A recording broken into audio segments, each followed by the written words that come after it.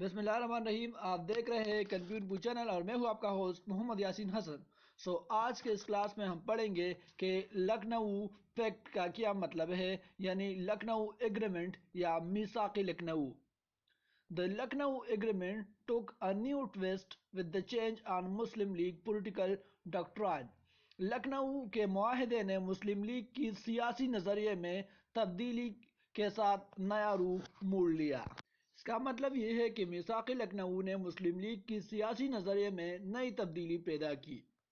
The Quaid-e-Azam inclusion in the Muslim League was a historical event. قائد-ے-اعظم کی مسلم league میں شمولیت ایک تاریخی واقعہ which gave a new direction to the Muslim League political struggle.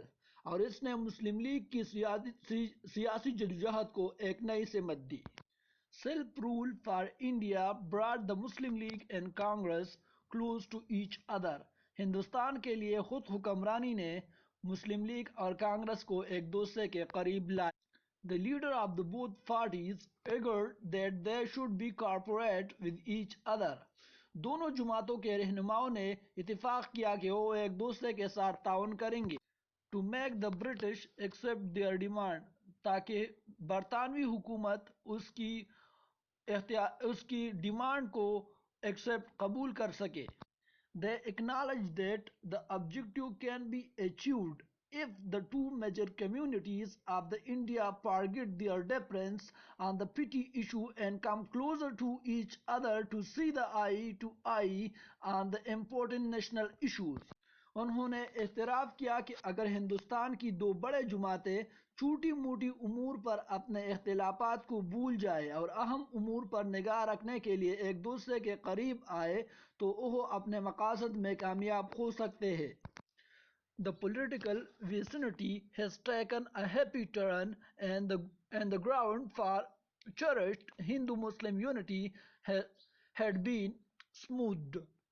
سیاسی ماحول نے خوشکن موڑ لیا تھا اور ہندو مسلمان اتحاد جو ہے وہ خوشحال تر ہوتا جا رہا تھا.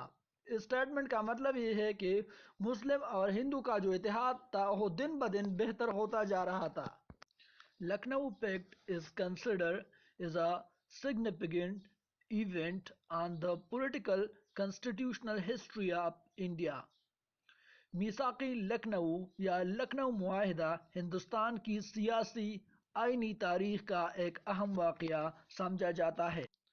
It is regarded a high mark of Hindu-Muslim unity. اسے ہندو مسلمان اتحاد کا ایک اعلیٰ نشان قرار دیا جاتا ہے. It was the first and last pact signed between the Congress and Muslim League. یہ کانگریس اور مسلم لیگ کے درمیان پہلا اور آخری معاہدہ تھا. Factor behind the pact. اس لکھنؤ معاہدے کے پیچھے کون سے فیکٹر تھے؟ The relation between the British government and the Muslim were tense due to the aggressive and unilateral policies of the British. انگریزوں کی جارحانہ اور ایک طرفہ پالیسیوں کی وجہ سے برطانوی حکومت اور مسلمانوں کے مابین تعلقات کشیدہ ہو گئے تھے. The involvement of the partition of Bengal on 1911 was adjourned for the Muslim of India. Consequently, it shattered their confidence on the British and brought the Muslim close to Hindu against the British.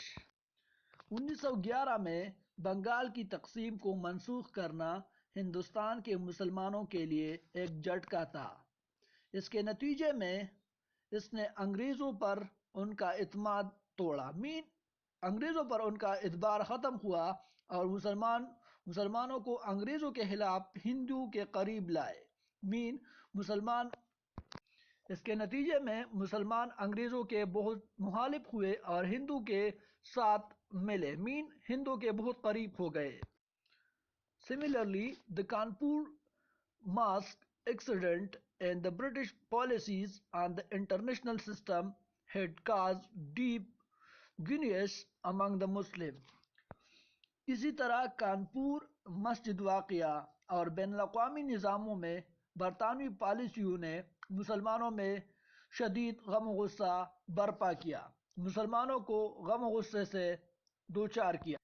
اس کا مطلب یہ ہے کہ برطانوی حکومت کے بین الاقوامی پالیسیوں کی وجہ سے مسلمانوں میں ان کے خلاف سخت نفرت پیدا ہوئی۔ Thus, the Muslim leadership decided to change their strategy of the Muslim League after the involvement of Bengal on 1911۔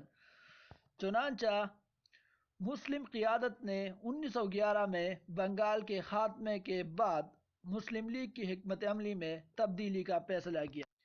In December 1912, the Muslim League changed its aim from loyalty to form self-government۔